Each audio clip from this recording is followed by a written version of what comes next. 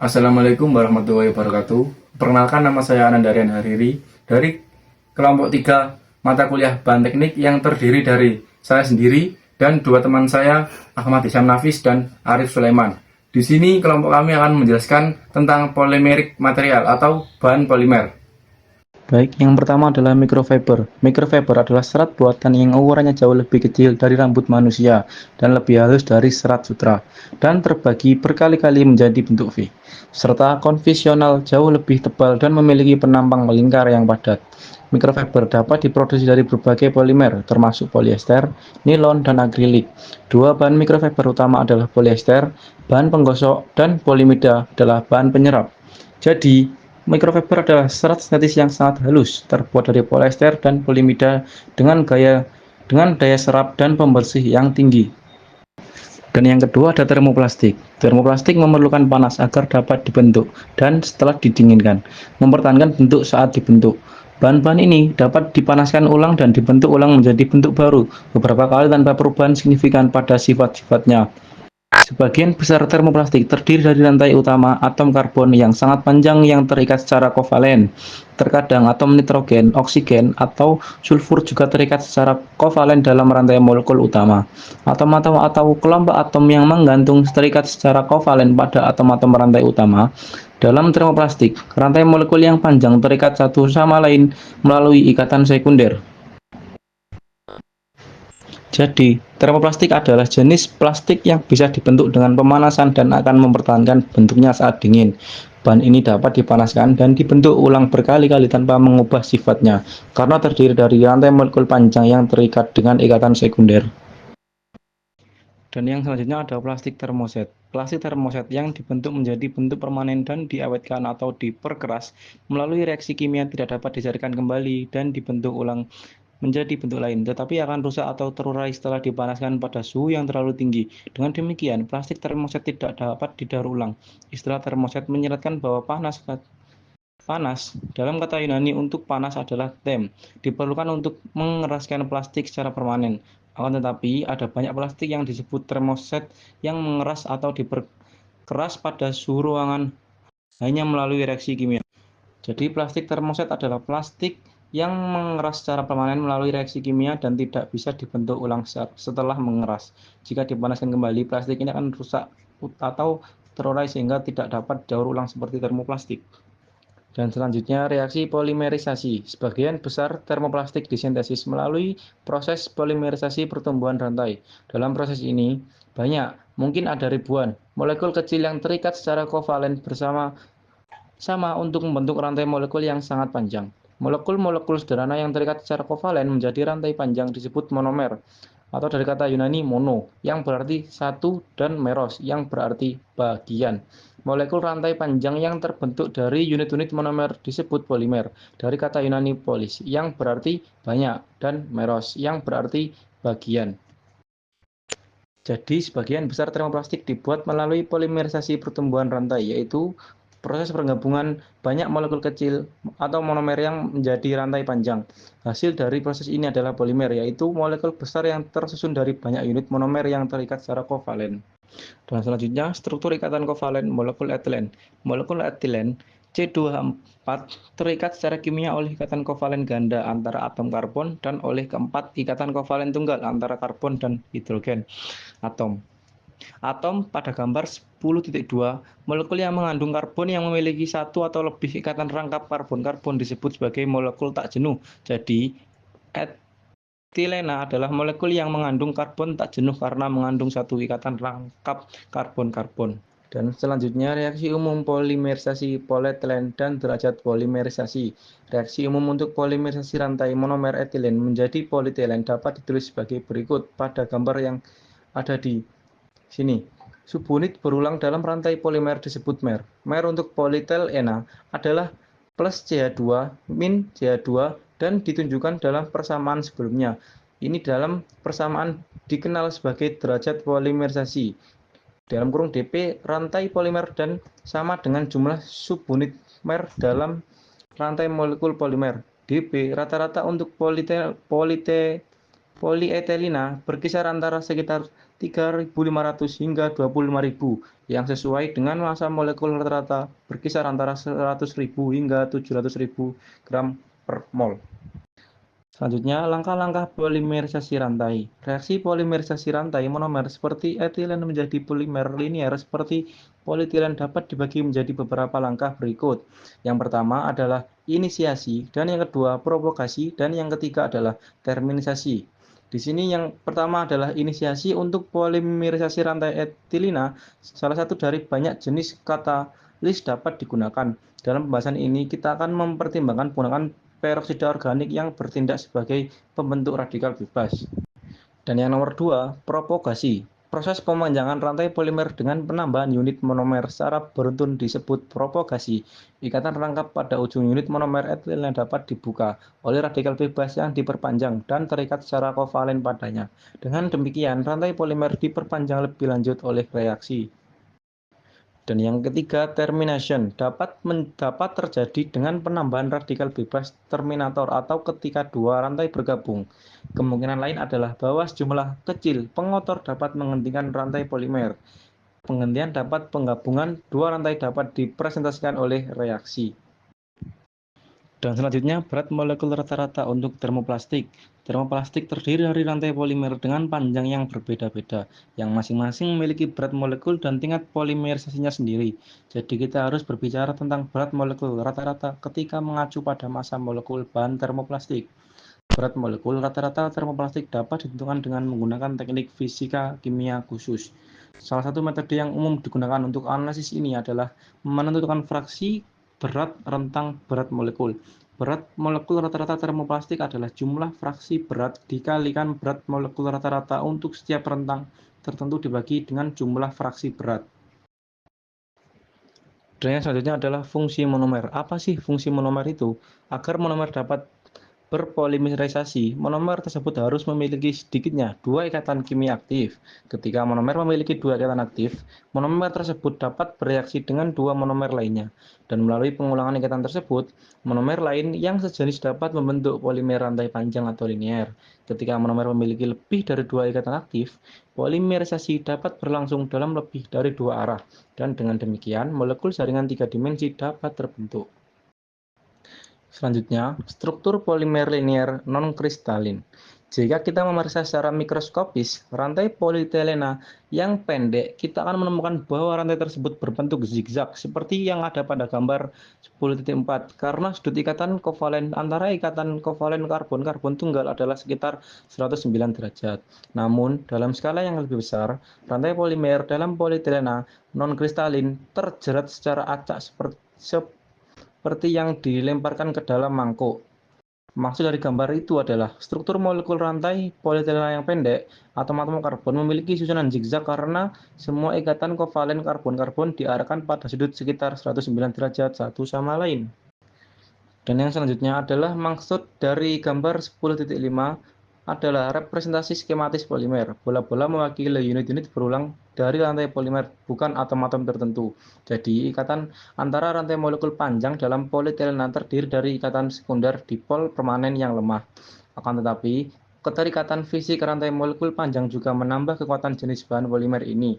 Cabang samping juga dapat terbentuk yang menyebabkan pengetakan rantai molekul longgar dan mendukung struktur non-kristalin. Dengan demikian, percabangan polimer linier melemahkan ikatan sekunder antara rantai dan menurunkan kekuatan tarik bahan polimer massal.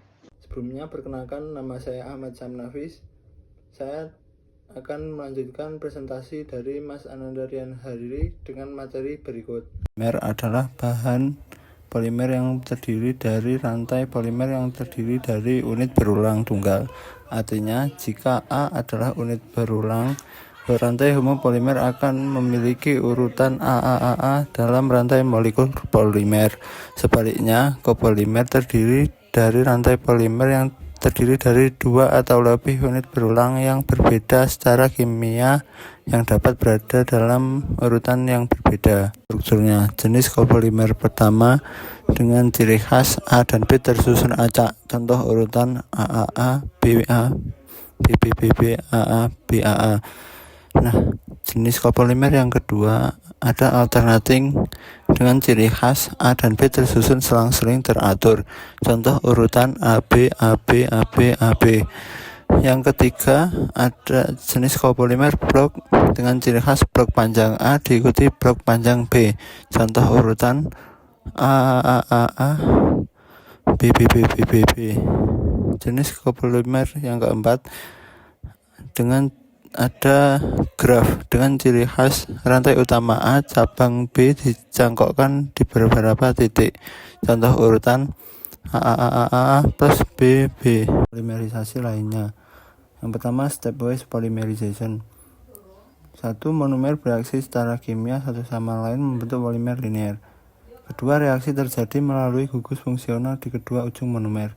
Ketiga, biasanya menghasilkan molekul kecil sebagai produk samping (mis H2O). Disebut juga condensation polymerization. Contoh reaksi antara hexamethylene, diamin, dan asam adipat menghasilkan nilon 6,6 plus air. Nah, di sini ada gambar contoh reaksi. Selanjutnya, network polymerization. Pertama, terjadi jika reaktan memiliki lebih dari 2 situs reaktif. Kedua, hasil polimer jaringan 3 dimensi (cross-linked network). Nah, pada slide ini ada contoh reaksi network, stepwise, dan network. Reaksi pertama, pembentukan nilon 6,6. Reaktan hexamethylene diamine plus adipic acid. Produk nilon 6,6 hexamethylene adipamid plus H2O. Yang kedua, network polymerization. Pertama, reaktan phenol plus formaldehyde membentuk resin phenol formaldehyde bakarit dengan struktur 3 dimensi. Nah, pada slide ini ada metode polimerisasi industri. Yang pertama, bulk polymerization. Monomer plus inisiator dicampur langsung dalam reaktor. Selanjutnya, tanpa pelarut murni, sulit dikontrol panasnya. Yang kedua, solution polymerization. Pertama, monomer dilarutkan dalam pelarut. Kedua, reaksi lebih terkendali. Ketiga, pelarut harus dipisahkan dari produk. Nah, pada slide ini ada kelanjutan dari yang tadi. Suspension polymerization. Monomer tidak larut dalam air tetesan, inisiator dalam tetesan air sebagai media. Agitasi menjaga stabilitas. Emulsion polymerization. Monomer plus air plus surfaktan. Inisiator larut dalam air, efisiensi tinggi, produk seperti latex. Nah, pada slide ini ada gas phase dan aqueous polymerization process. Gas phase polymerization digunakan untuk memproduksi polietilena densitas rendah. Etilena dan komonomer dimasukkan ke dalam reaktor fluid bed. Katalis ditambahkan, reaksi berlangsung dalam fase gas. Produk granular dikeluarkan untuk disimpan. Selanjutnya, solution polymerization. Monomer larut dalam pelarut non-reaktif. Pelarut menyerap panas, reaksi lebih lambat. Ketiga, suspension polymerization. Monomer plus katalis dispersi dalam air. Panas diserap air, produk dipisahkan dan dikeringkan. Cocok untuk polimer vinil, PVC, PS, PMMA. Keempat, ada emulsion polymerization. Mirip suspensi tapi menggunakan emulsifier, membentuk partikel polimer yang sangat kecil. Nah, pada saat ini ada glass transition temperature. Saat termoplastik mendingin, mereka berubah dari kondisi karet yang terlentur menjadi kaca yang rapuh. Kedua perubahan ini terlihat dari perubahan kemiringan kurva volume spesifik terhadap suhu. Lihat kurva ABCD dan ABEF.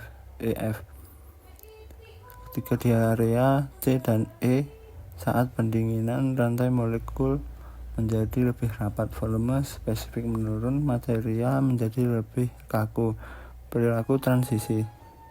Transisi biasa, lambat dan bertahap. Contoh ABCD. Selanjutnya cepat dan tajam. Contoh ABDF.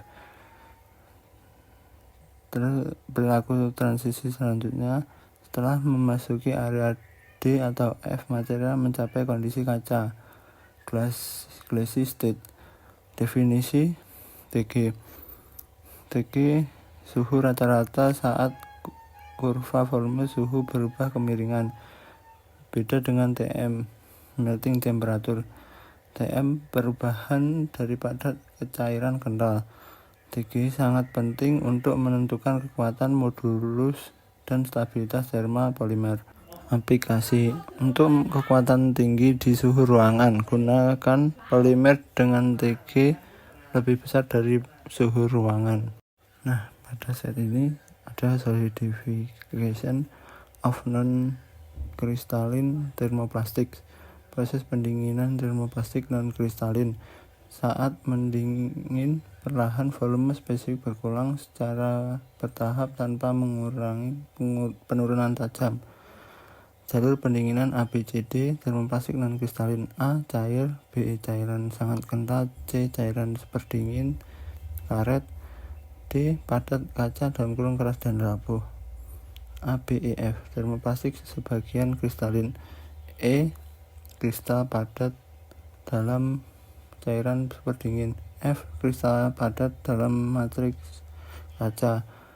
Suhu yang kedua ada suhu transisi kaca TG dan suhu leleh TM. TG perubahan dari elastis ke kaca rapuh. TM leleh ke cairan viskos tinggi. Di atas TG fleksibel atau karet, di bawah TG keras dan rapuh. Catatan penting, TG bisa dianggap sebagai batas transisi ulet rapuh. Untuk aplikasi suhu ruang, penting memilih bahan dengan TG yang sesuai. Stereoisomer. Stereoisomer adalah senyawa molekuler yang memiliki komposisi kimia yang sama, tetapi susunan strukturnya berbeda. Beberapa termoplastik seperti polipropilena dapat hadir dalam 3 bentuk stereoisomerik yang berbeda, yaitu yang pertama, 1. Stereoisomer ataktik. Gugus metil yang menggantung pada polipropilena tersusun secara acak pada kedua sisi rantai karbon utama. Yang kedua, stereoisomer isotaktik. Kelompok metil yang menggantung selalu berada di sisi yang sama dari rantai karbon utama. Yang ketiga, ada stereoisomer sindeotaktik. Kelompok liontin secara teratur berganti dari satu sisi rantai utama ke sisi lainnya. Penemuan katalis yang memungkinkan polimerisasi industri polimer tipe linear isotaktik merupakan terobosan besar bagi industri plastik. Dengan katalis stereospesifik, polipropilena isotaktik dapat diproduksi dalam skala komersial. Polipropilena isotaktik adalah bahan polimer yang sangat kristalin dengan titik leleh 165 derajat Celcius hingga 175 Celcius. Karena kristalinitasnya yang tinggi, propilena isotaktik memiliki kekuatan yang lebih tinggi dan suhu defleksi panas yang lebih tinggi daripada polipropilena ataktik. Katalis Ziegler dan Natta telah ditulis mengenai subjek ini dan rinciannya berada di luar cakupan buku ini, tetapi referensi diberikan sebagai mereka yang ingin mempelajari subjek ini. Katalis metalosena digunakan bersama dengan produk, jadi metalosena bukanlah katalis sejati dalam arti bahwa mereka memang mengambil bagian dalam reaksi dan dikonsumsi dalam jumlah kecil oleh reaksi. Oleh karena itu, katalis metalosena telah membuka era baru lagi yang bernama polimerisasi polyolefin. Pengolahan bahan plastik. Banyak proses berbeda yang digunakan untuk mengubah butiran dan pelet plastik menjadi produk berbentuk seperti lembaran, batang, bagian yang diekstrusi, pipa, atau bagian cetakan yang sudah jadi. Proses yang digunakan tergantung pada apakah plastik tersebut termoplastik atau termosetting. Termoplastik biasanya dipanaskan hingga lunak dan kemudian dibentuk ulang sebelum didinginkan. Polimerisasi akhir dapat berlangsung melalui penerapan panas dan tekanan atau melalui tindakan katalitik pada suhu ruangan atau suhu yang lebih tinggi. Pada bagian ini kita akan membahas beberapa proses terpenting yang digunakan untuk bahan termoplastik dan termosetting. Selanjutnya, proses yang digunakan untuk bahan termoplastik. Cetakan injeksi merupakan salah satu metode pemrosesan terpenting yang digunakan untuk membentuk bahan termoplastik. Mesin cetak injeksi modern menggunakan mekanisme skrup bolak-balik untuk melelehkan plastik dan menyuntikkannya ke dalam cetakan. Mesin cetak injeksi tipe lama menggunakan pendorong untuk menyuntikkan lelehan. Salah satu keuntungan utama metode skrup bolak-balik dibandingkan tipe pendorong adalah bahwa penggerak skrup menghasilkan lelehan yang lebih homogen untuk injeksi. Dalam proses pencetakan injeksi, butiran plastik dari hopper dimasukkan melalui lubang silinder injeksi ke permukaan penggerak skrup yang berputar, yang membawanya maju menuju cetakan. Selanjutnya yaitu proses yang digunakan untuk bahan termosetting. Pencetakan kompresi banyak resin termosetting seperti resin fenol, urea formaldehida, dan melamin formaldehida dibentuk menjadi bagian padat melalui proses pencetakan kompresi. Dalam pencetakan kompresi, resin plastik yang dapat dipanaskan terlebih dahulu dimasukkan ke dalam cetakan panas yang berisi satu atau lebih.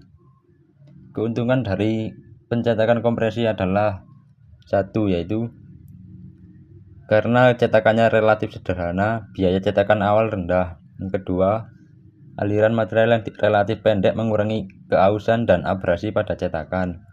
Yang ketiga, produksi komponen besar lebih memungkinkan. Yang keempat, cetakan yang lebih ringkas dimungkinkan karena cetakannya sederhana. Yang kelima, gas yang dikeluarkan dari reaksi pengawetan dapat keluar selama proses pencetakan. Proses yang digunakan untuk bahan termosetting. Pada bagian ini akan dibahas beberapa aspek penting dari struktur pemrosesan kimia, sifat, dan aplikasi termoplastik berikut, yaitu polietilena, polivinil klorida, polipropilena, polistirena, ABS, polimetil metakrilat, selusa asetat, dan bahan terkait, serta beberapa sifat dasar termoplastik serbaguna terpilih, mencantumkan kepadatan, kekuatan tarik, kekuatan impak, kekuatan dielektrik, dan suhu penggunaan maksimum untuk beberapa termoplastik serbaguna terpilih. Salah satu keuntungan terpenting dari banyak bahan plastik untuk banyak keperluan teknik.